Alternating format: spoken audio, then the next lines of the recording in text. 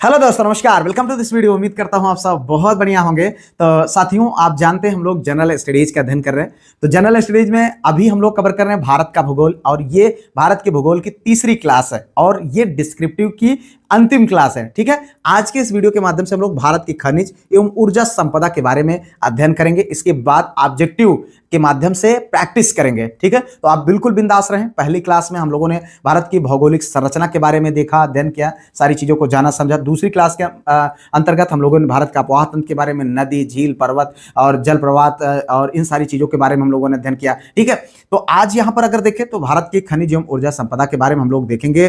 तो आप चाहते हैं जो कुछ भी मैं पढ़ाता हूं, बोलता हूं, सब कुछ लिखे हुए फॉर्म में पीडीएफ के रूप में मिल जाए आपको बिल्कुल व्यवस्थित तरीके से, तो आप हमारे इस नंबर 9565272442 नंबर पर व्हाट्सएप के माध्यम से कांटेक्ट कर लीजिए। एक छोटी सी फीस है, पे करके आप ग्रुप में जुड़ जाए, जहां पर आपको मॉर्निंग में करंट अफेयर्स की डेली 7 बजे क्लास मिलती है। ये वीडियो आपको शाम को 7 बजे डेली मिलती है। ठीक है, और इसके साथ साथ आपको टेस्ट कराया जाता है, क्विज कराया जाता है। यानी अगर आप किसी भी प्रकार के शिक्षक भर्ती के जीएस की तैयारी कर रहे हैं तो आपके लिए इससे बेहतर मटेरियल नहीं हो सकता है। तो आप बिंदास होकर के, आंख मूंद करके भरोसा कर सकते हैं। तो आइए यहां से वीडियो को शुरुआत करते हैं। यहां पर देखिए, भूमि के गर्भ से ऊर्जा के शिखर तक की यात्रा को हम लोग करने वाले हैं। ठीक है, खनिजों के प्रकार, प्रमुख क्षेत्र और ऊर्जा उत्पादन का विस्तृत विश्लेषण हम लोग यहां पर करेंगे आपके जीएस के पॉइंट ऑफ व्यू से। इसके साथ साथ हम लोग रेल मार्ग, जल मार्ग, वायु मार्गों के भी बारे में अध्ययन करेंगे। तो मतलब यहां पर उन टॉपिक को हम कवर करेंगे जहां से क्वेश्चन आपके लिए बनते हैं। ठीक है, तो अगर हम यहां पर देखें खनिज के जो है खनिजों के प्रकार में, तो प्रकार में आ जाता है भैया, देखो, धात्विक खनिज, ठीक है, औद्योगिक खनिज, और उसके बाद जीवाश्म ईंधन, ऊर्जा, विद्युत उत्पादन, तो ये सब प्रकार में आ जाते हैं।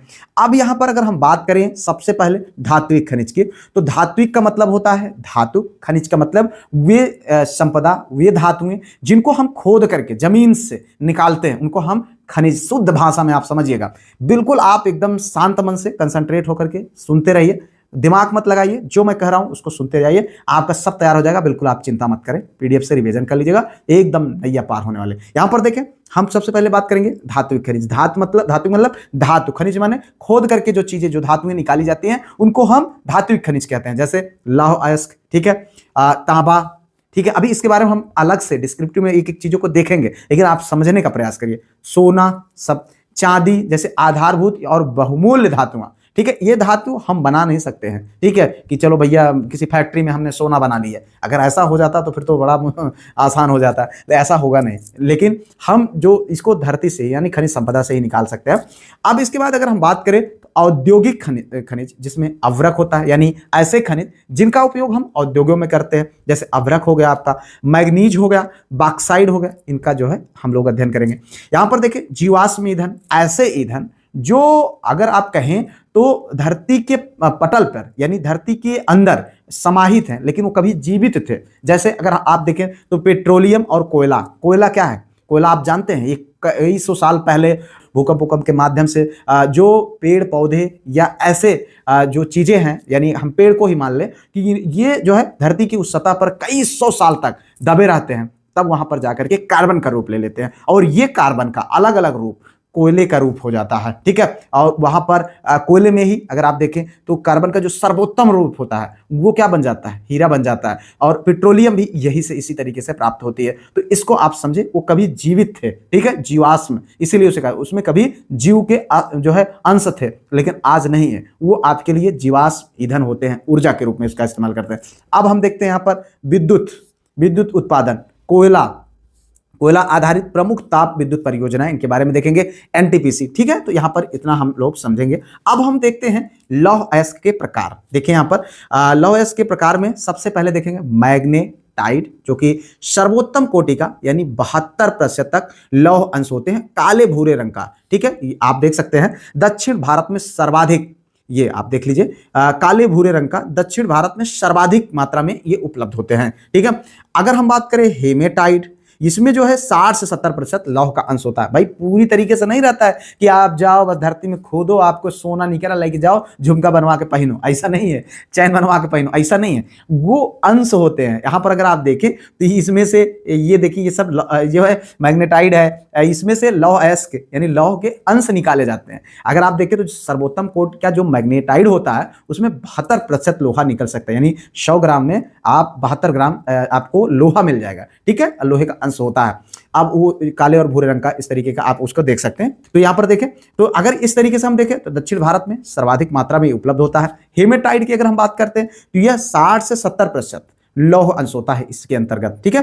अब 60 से 70% होता है, उसको भी पिघला उगला के बढ़िया बना बना के मशीनों के द्वारा तब जाकर के लोहा मिलता है। ये नहीं कि भैया घर में जो कुल्हाड़ी है वह डायरेक्ट जो है धरती से पैदा हो रही है, ऐसा नहीं होता है, ठीक है। वो निकाल करके उसको बनवाया जाता है, ठीक है। तो यहाँ पर सबसे प्राचुर और उत्कृष्ट लौह अयस्क है।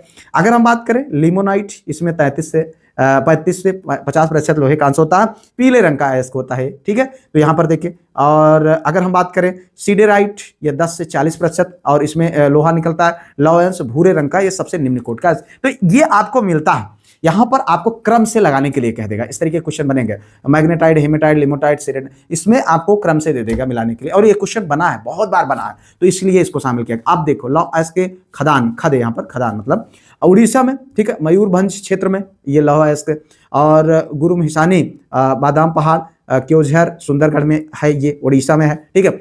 छत्तीसगढ़ में ये खदानें हैं, दिल्ली राजहरा खान और बस्तर बैलाडीला खान, बैलाडीला बहुत फेमस है, ठीक है। तो इसको आप यहाँ पर जान सकते हैं।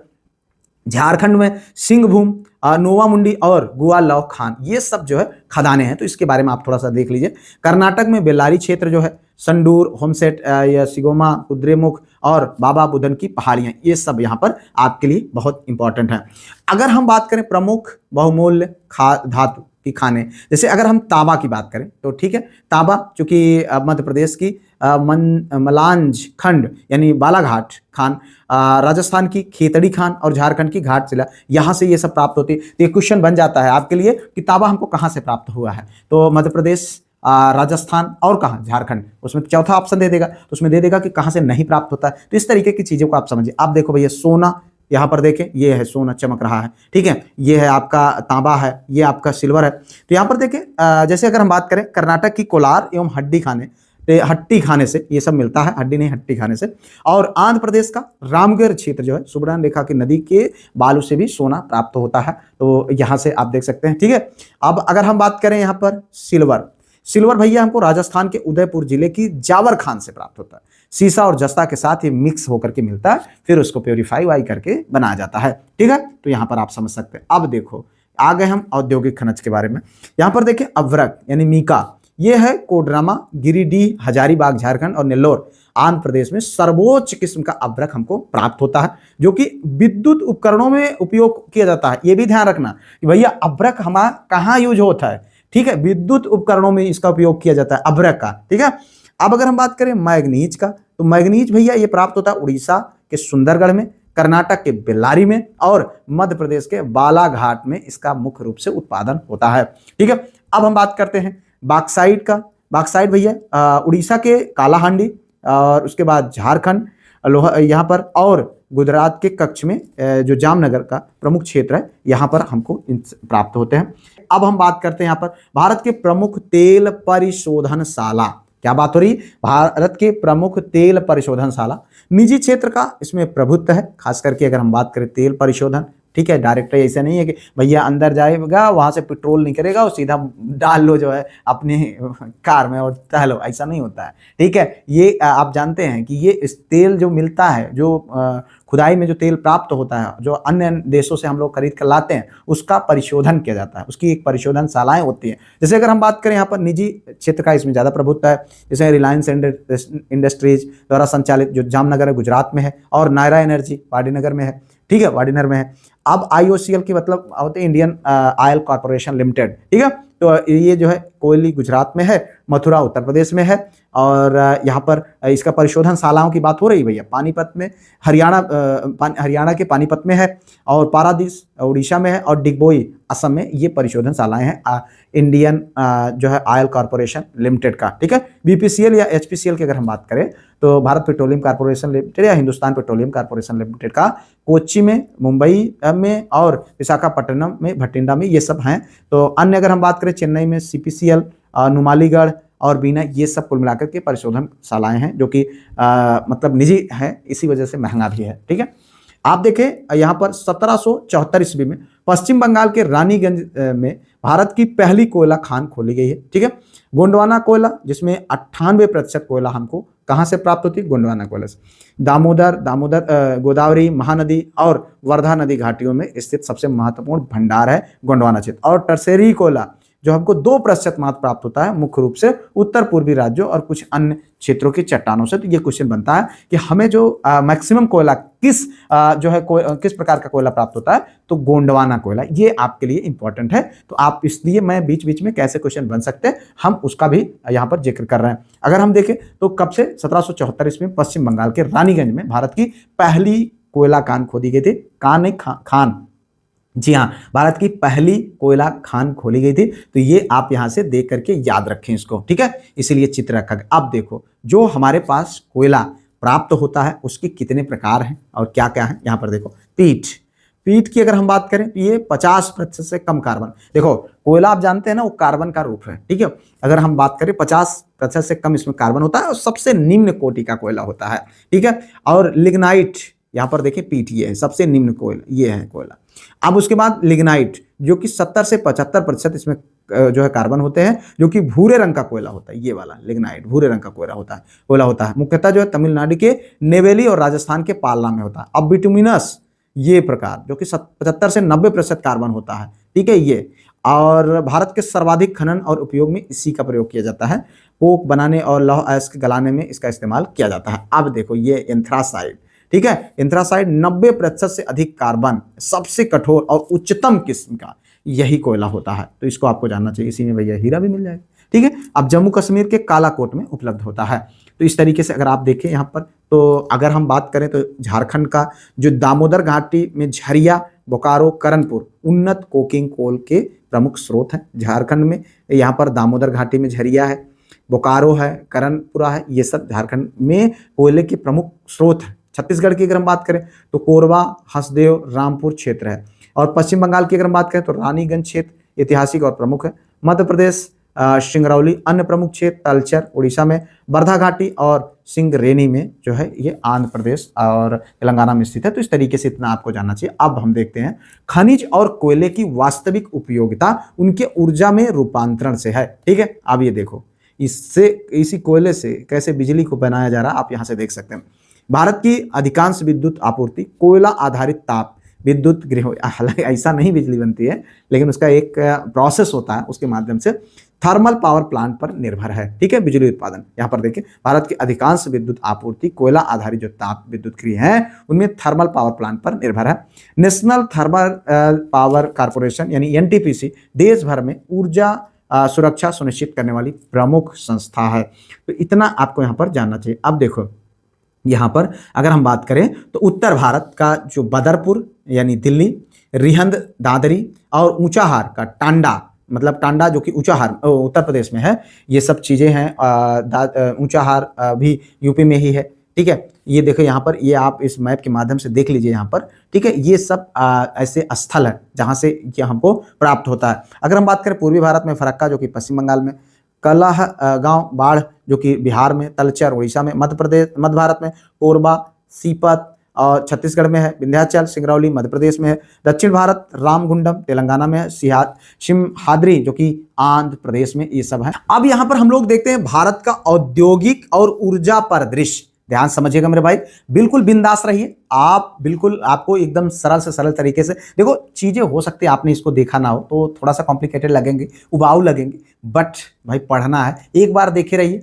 एग्जाम में आएगा तो कहीं ना कहीं, अभी हम आपको प्रैक्टिस भी कराएंगे तो सामने आएगा, आराम से आप कर पाएंगे। तो यहाँ पर अगर हम देखें तो भारत का औद्योगिक और ऊर्जा परिदृश्य की, तो ऊर्जा स्रोतों से लेकर के विनिर्माण और कृषि उद्योगों तक का विकास की यात्रा अब हम आगे देखने वाले हैं। उससे पहले यार वीडियो को लाइक, चैनल को सब्सक्राइब, हाइप शेयर कर लीजिएगा, ठीक है। यहाँ पर अगर हम देखें ऊर्जा के आधारभूत स्तंभ की अगर हम बात करें तो कोयला, नाभिकीय और नवीनीकरण, ठीक है।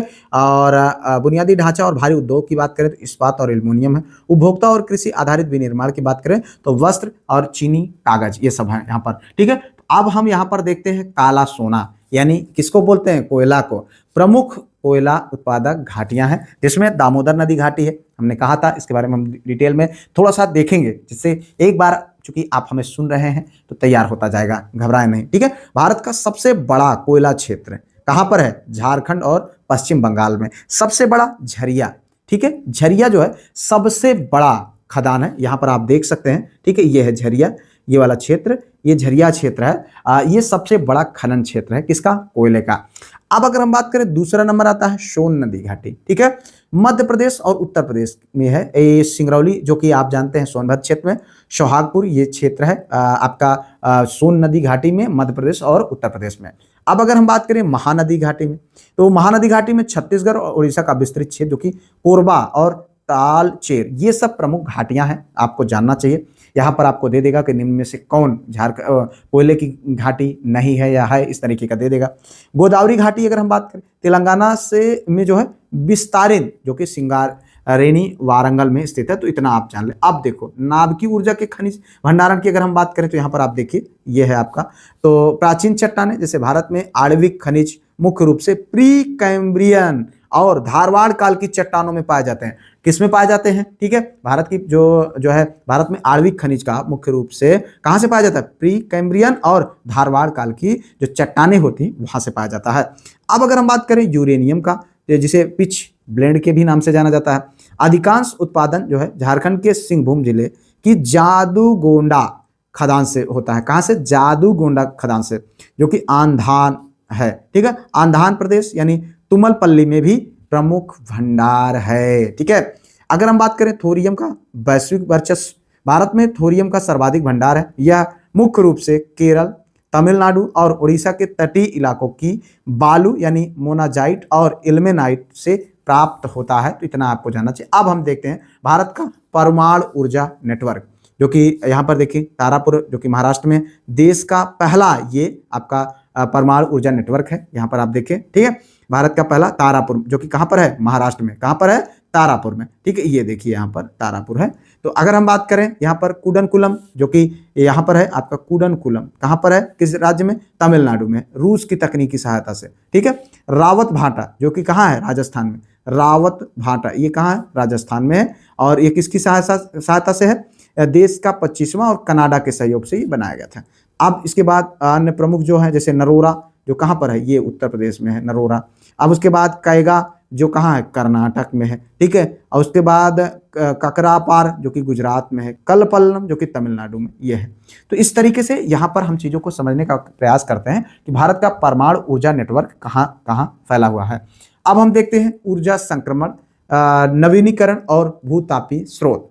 यहाँ पर देखिए, जो प्रमुख लक्ष्य है ये आप देख लीजिए, भूतापी स्रोत, जलवायु परिवर्तन के प्रति प्रतिबद्धता और 2030 तक 500 गीगा नवीनीकरण ऊर्जा उत्पादन का हमारा लक्ष्य है, जिसमें जैव ऊर्जा को हम प्राप्त करेंगे किससे? धान की भूसी से, गन्ने की खोई से, जो गन्ना चूसने के बाद जो उसमें से जो खुइयाँ निकलती है, शहरी कचरे से ऊर्जा, मतलब जो अपशिष्ट पदार्थ हैं उनको यहाँ पर इस्तेमाल करके हम उसका जैव ऊर्जा के रूप में इस्तेमाल करने वाले जेट्रोपा और पोगामिया जैसे पौधों से जैव ईंधन बनाएंगे। यहाँ पर देखें भूतापी हॉटस्पॉट की, तो लद्दाख में पुंगा घाटी में है, जो और हिमाचल प्रदेश में मणिकरण में है, और उत्तराखंड में तपोवन में है, सूरजकुंड जो कि झारखंड में है।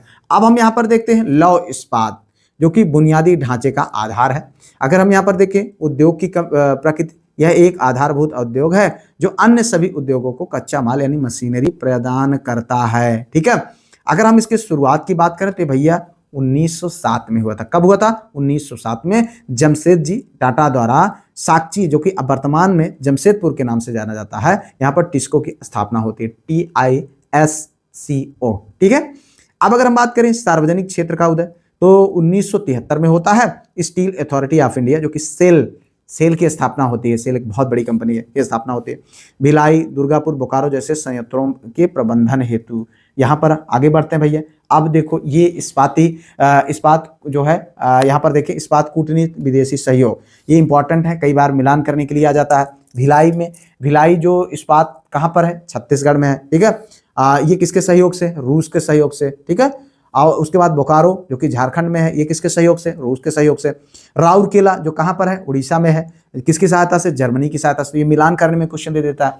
दुर्गापुर जो इस्पात केंद्र है वो कहाँ पर है? पश्चिम बंगाल में है, ब्रिटेन की सहायता से। तो ये सब आप यहाँ पर देख सकते हैं। अब इसके बाद हम लोग अध्ययन करेंगे एल्युमिनियम ऊर्जा सघन धातु, यहां पर देखें एल्युमिनियम ऊर्जा सघन धातु।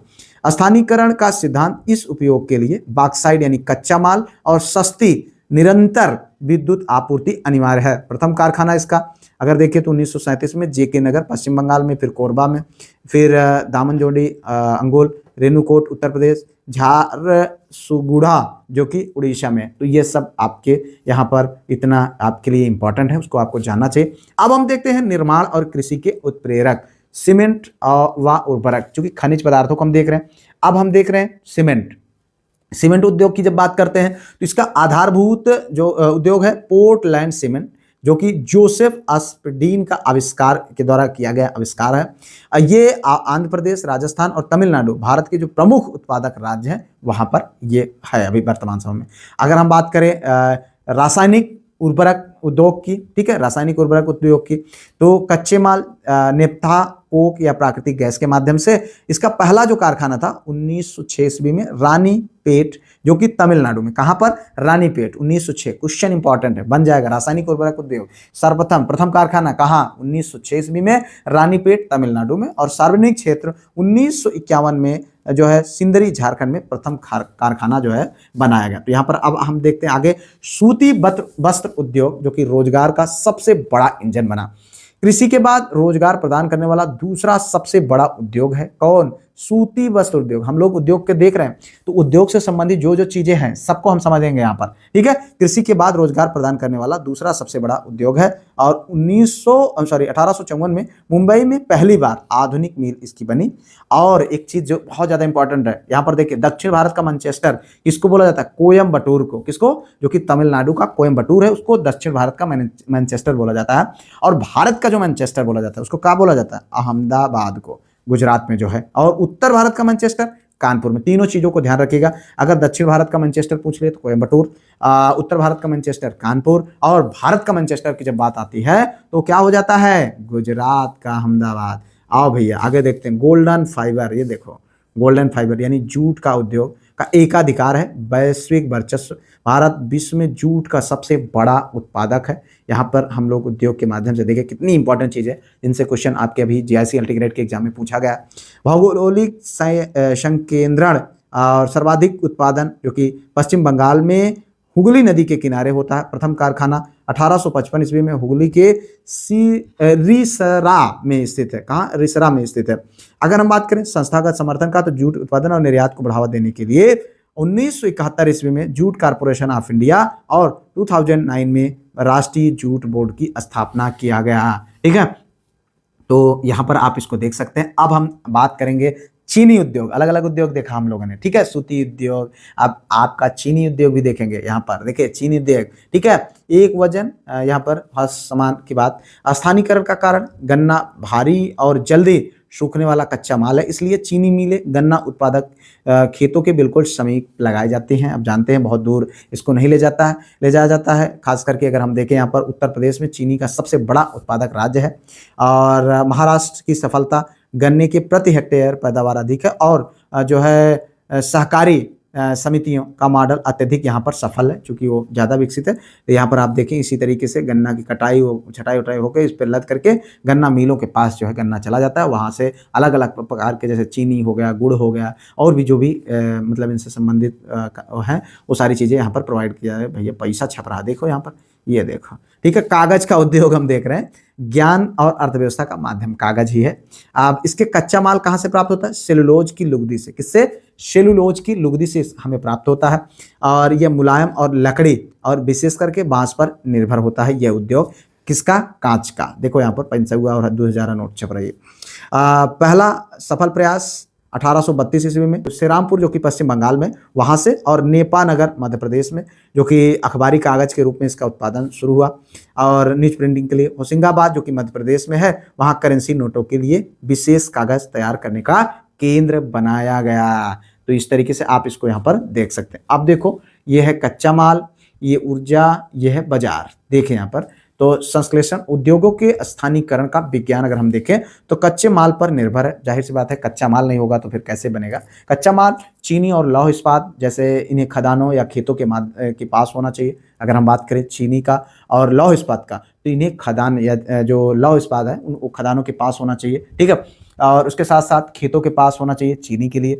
और इसका उदाहरण जैसे हुगली में जूट के लिए है, यूपी में चीनी जो मिलें हैं वो बिल्कुल खेतों के पास में है।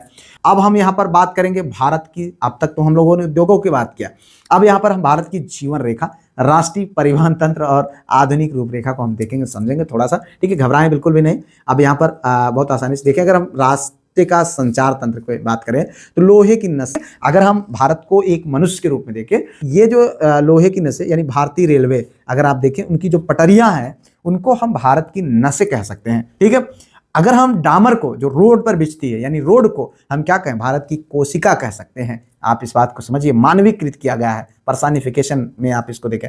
और नीली यानी जल, उसको हम क्या बोल सकते हैं, धमनियां बोल सकते हैं। यानी इनसे जल मार्ग से करके हम वास्तविक भारत का निर्माण हो रहा है। यहाँ पर वैश्विक व्यापार का यही से मुख्य को ये आप देख सकते हैं। इससे को ये देखो, ये रेल मार्ग जो सड़क मार्ग है, ये आपका जल मार्ग है। तो इस तरीके से आगे बढ़े। यहाँ पर देखिए, सबसे पहले अब थोड़ा सा हम ऐतिहासिक रेलवे के बारे में हम देख लेते हैं। तो रेल का उद्भव 1853 ईस्वी में, पहली रेलगाड़ी मुंबई से थाड़े 34 किलोमीटर लॉर्ड डलहौजी के द्वारा चला गया। बचपन से पढ़ते आ रहे हैं, यहाँ पर आप देख लीजिए। उसके बाद फिर 1905 में रेलवे बोर्ड की औपचारिक शक्तियाँ यहाँ पर बनती है। लॉर्ड कर्जन इस समय था, ठीक है, हमारा देश गुलाम था। 2025 में अगर हम देखें तो रुद्रास्त्र का संचालन होता है, जो 4.5 किलोमीटर लंबी, देश की सबसे लंबी, यानी बताओ 4.5 किलोमीटर लंबी कौन सी ट्रेन है। यहाँ पर आप देखें रुद्रास्त्र, क्या नाम है, रुद्रास्त्र, ये ट्रेन का नाम है। 4.5 किलोमीटर, क्वेश्चन ये भी बन सकता है, तो कोई जरूरी नहीं है, ठीक है। 2025 से संचालित। अब अगर हम बात करें रेल गेज प्रणाली, यानी अगर हम बात करें तो ये सब गेज वो होती है, इनको बहुत ज्यादा जानने की जरूरत नहीं है।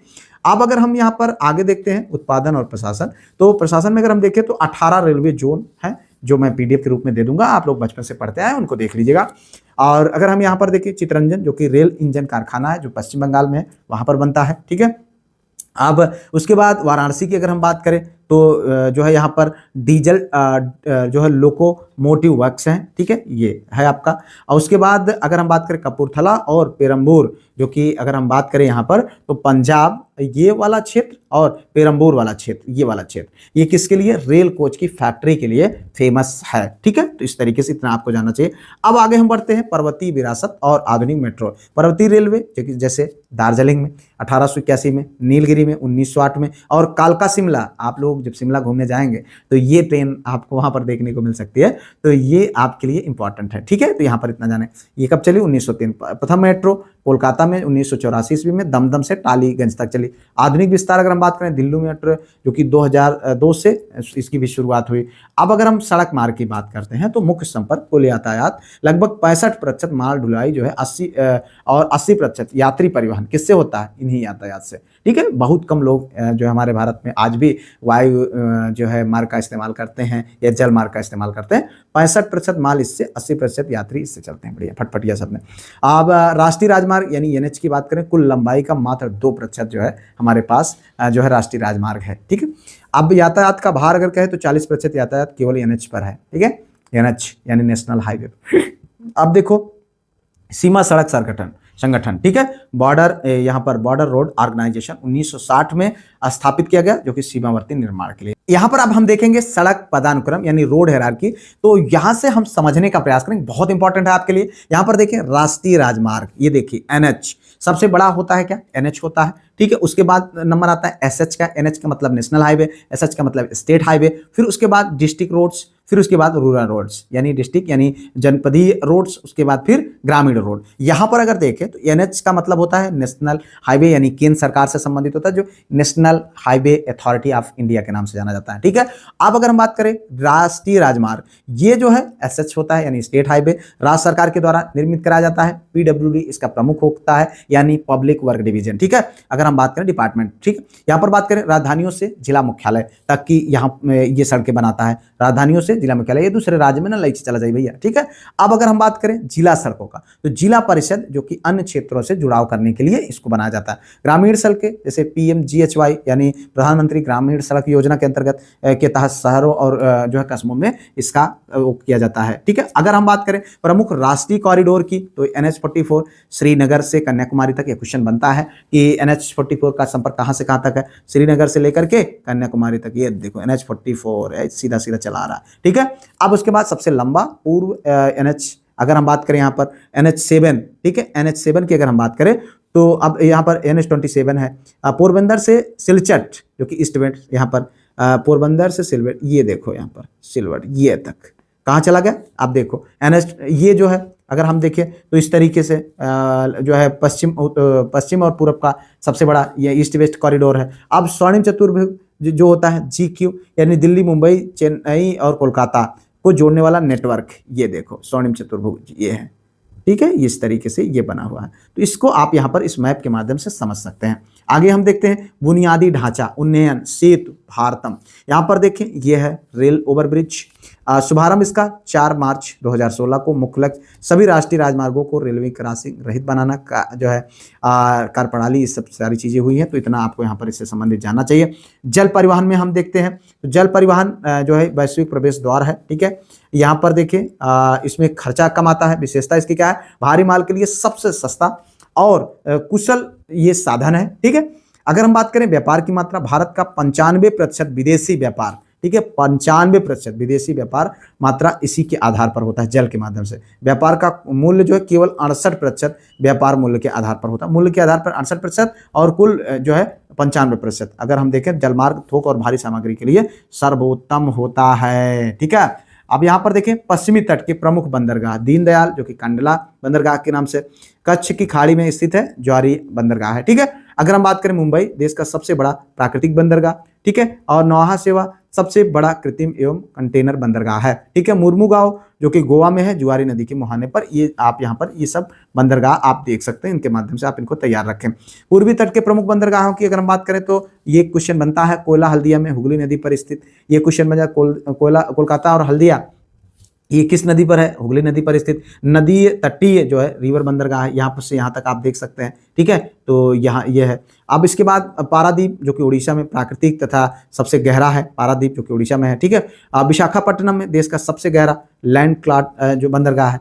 चेन्नई में सबसे पुराना कृत्रिम बंदरगाह है। तूतीकोरिन जो कि मन्नार खाड़ी में पल, इस तरीके से यहाँ पर बंदरगाह आपने देखा। राष्ट्रीय जल मार्ग की अगर हम बात करें तो यहाँ पर देखो ये है भैया इतना लंबा, ये इतना लंबा, देखिए यहाँ पर राष्ट्रीय जल मार्ग NW1 जो कि हमारे प्रयागराज से हल्दिया, ये बहुत फेमस है, ये वाला देखो प्रयागराज से हल्दिया तक का 1620 किलोमीटर, ठीक है। और NW की अगर हम बात करें ब्रह्मपुर नदी जो सदिया से धुबरी तक है, ये NW2, ठीक है, नेशनल जो मतलब कह सकते हैं इसका जलमार्ग है, वाटर मार्ग है, तो इसको यहाँ पर 891 किलोमीटर का। अगर NW की हम बात करें नेशनल वाटर मार्ग जो है, ये तीसरा जो है पश्चिमी तट नाहरकोलम से कोट्टापुर तक, ठीक है, तो ये आप यहाँ पर देख सकते हैं। और NW जो कि काकीनाडा जो कि पुदुचेरी गोदावरी कृष्णा नदी तंत्र है, ये 2916 किलोमीटर तक का है, तो इतना इसका फैलाव है। अब हम बात करेंगे सिंथेसिस मल्टी मॉडल एकीकरण। सागरमाला परियोजना मार्च 2015 में स्वीकृत किया गया। इसका उद्देश्य क्या था, बंदरगाह आधारित विकास करना और एकीकरण, बंदरगाहों को देश के सड़क और रेल नेटवर्क से सीधे जोड़ना। भविष्य इसका है एक निर्बाध, एकीकृत और लागत प्रभावी रसद करना, ठीक है। तो इस तरीके से हम लोगों ने यहाँ पर पूरा इंपॉर्टेंट चीज़ों को कवर किया। उम्मीद करते हैं बहुत मजा आया होगा, सीखा होगा आपने, हो सकता है थोड़ा ऊबन भी आई होगी क्योंकि नई चीज़ें हैं, अलग चीज़ें हैं, आपको यहाँ समझे होंगे। फिलहाल उम्मीद करते हैं अच्छा लगा होगा। अगर कोई सुझाव हो कमेंट करिएगा। वीडियो को अभी तक अगर लाइक और चैनल को सब्सक्राइब हाइप शेयर नहीं किया है तो कर लीजिएगा, ठीक है। और PDF ग्रुप जरूर ज्वाइन करिए। 9565272442 नंबर पर व्हाट्सएप के माध्यम से कांटेक्ट कर लीजिए। मिलते हैं किसी और वीडियो में किसी और टॉपिक पर, तब तक के लिए जय Hind, Vande Mataram, best of luck.